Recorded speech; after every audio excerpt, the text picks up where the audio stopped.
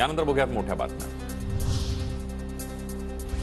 देशभरामध्ये 19 ठिकाणी एनआयएची छापेमारी। अमरावतीच्या अचलपूरमध्येही एनआयएचं मोठं ऑपरेशन। काही लोकांना ताब्यात घेण्यात आल्याची माहिती।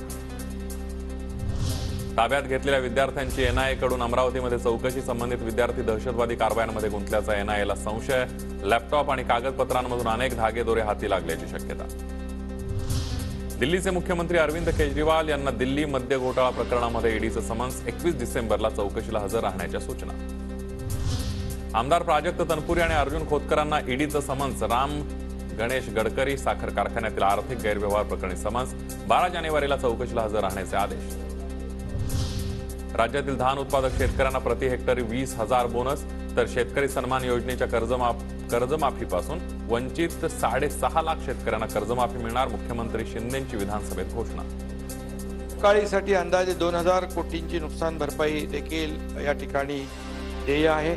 जसे जसे पंचनामे होतील तसतसा निधी शेतकऱ्यांच्या खात्यात डीबीटीद्वारे जमा होईल।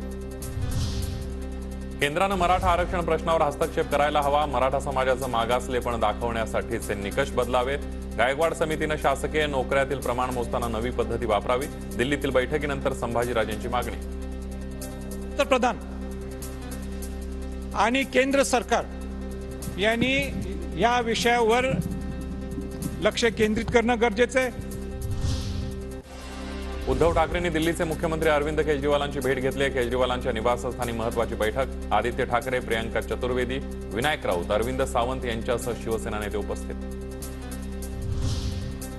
लोकसभेमध्ये गदारोळ केल्याप्रकरणी विरोधी पक्षांच्या तब्बल 33 खासदारांचं निलंबन। काँग्रेसचे अधीर रंजन चौधरी यांच्यासह आतापर्यंत एकूण 47 खासदारांचं निलंबन। आज की सरकार तानाशाही की चरम शिखर पर पहुंच गए हैं।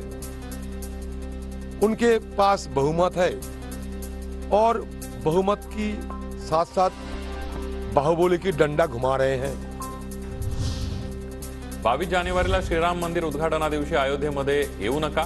गर्दी होऊ नये यासाठी राम मंदिर ट्रस्ट भाविकांना आवाहन।